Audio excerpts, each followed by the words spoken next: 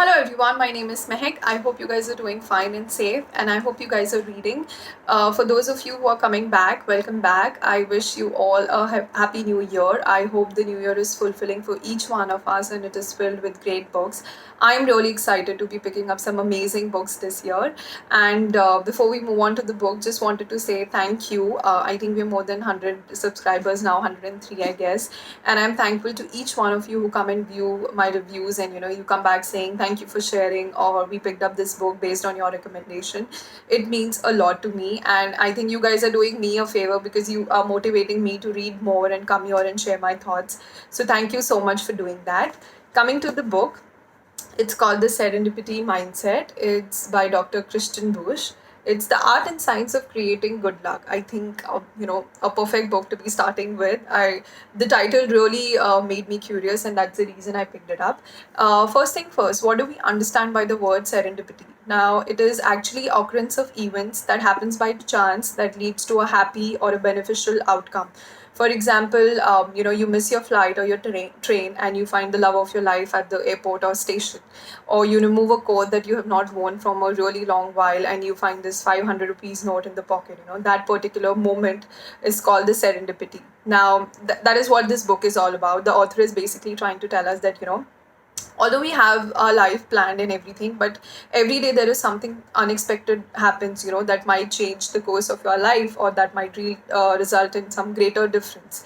Now the author says that luck is something that can be caught, created, and coached. Now how do we do that is when each one of us embrace the unexpected things that happen in our life and channel it into a greater good. Now I think the biggest example of that, like, I'm going to share the examples that the author has shared in this book, but I think the biggest live example is the pandemic in front of us.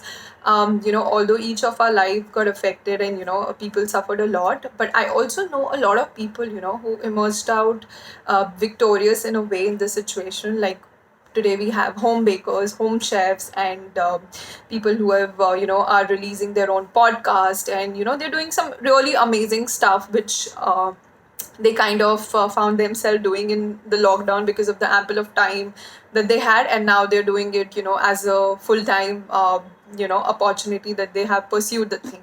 So I mean, that is one example in front of us. Like, I know a person I follow on Instagram. He goes by the name Sameer Sevak. He has his own food thing in Dehradun, which is called the Nachis Food, and he's doing really amazing. He's a trained pilot, but when he came to India, there weren't much opportunities, and as soon as he came, the lockdown also happened, and that's when he was at his home in Dehradun, and he found the time, and he kind of channeled the inner chef in him, and his family had that history in food and everything, and now he's doing amazingly well with Nachi's Food in Dehradun. He's coming up with great recipes, and he's doing really amazing stuff. So I mean, that is one thing. Another example that the author has shared in this book is actually very interesting. I would like to read it out to you guys. It's about Shah Wasmond, MBE, a successful businesswoman and best-selling author. Coming from a modest background, she went on to study at LSE, working at McDonald's to support herself during her studies. While studying, she won a magazine contest to interview Chris, a UK based boxing world champion. During the interview, the two got along so well that he offered her the job of managing his public relations. She accepted, and over time created a hugely successful career in boxing PR.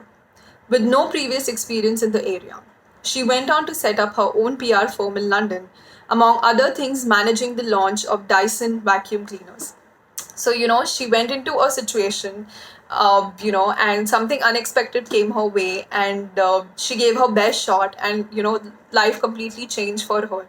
It also gives us a one important lesson that no matter what job you have, big, small, even if it's something unexpected that you've not imagined, and your boss, or your friend, or your faculty, or anyone has told you to go and do, give it your best shot. You never know what conversation or what really clicks, and so yeah, these are the two examples which will give you an idea what I'm talking about. Another thing, the author has said that serendipity is also something that happens when I'm trying to find a solution to a problem, and while finding that, I found a solution to a problem that I wasn't even aware of. Here I would like to give, how did the post-it notes come up? Take the idea of post-its. In the late 1970s, Dr. Spencer Silver, a researcher at 3M, the consumer goods company, was trying to discover a stronger glue. What he actually got was the opposite, a substance that didn't stick particularly well. But this weak glue was perfect for a new product line that 3M called it the post-it notes. So that's how your post-it notes come into picture. So through all these examples, the author is basically trying to tell us that where a normal person would see gaps, a person who is trying to influence his luck, or a serendipitator, he's a person who would see bridge or links, where a normal person would see gaps.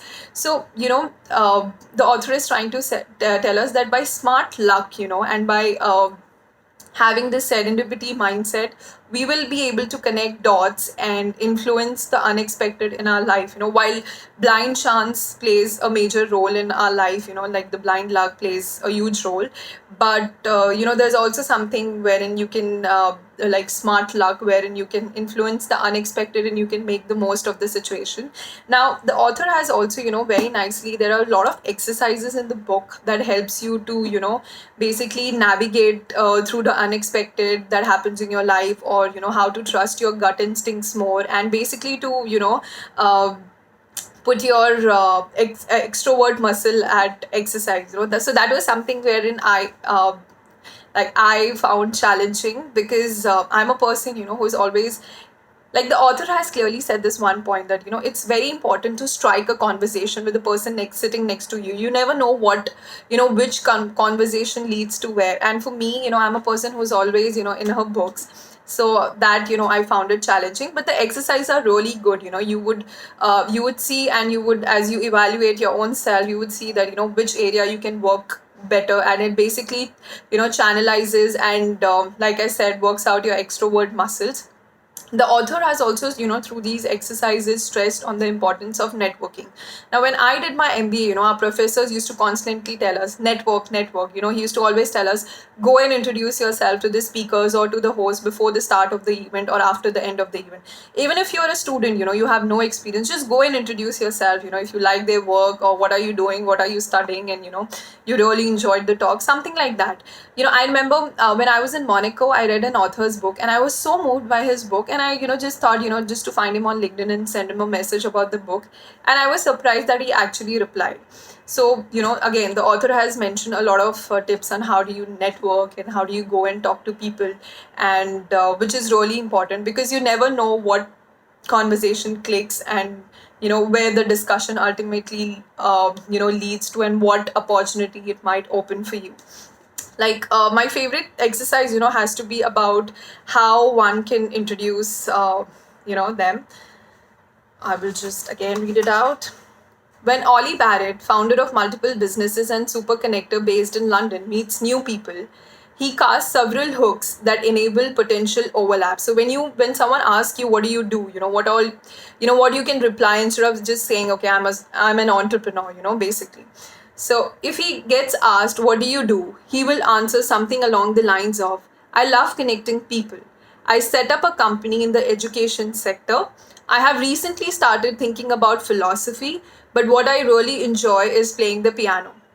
This reply includes at least 4 potential serendipity triggers: a passion, that is connecting people, a job description, setting up an education company, an interest, philosophy, and a hobby, playing the piano. If he just responded, I'm an entrepreneur, or I start up businesses, the potential opportunity space for others to connect the dots would be quite small.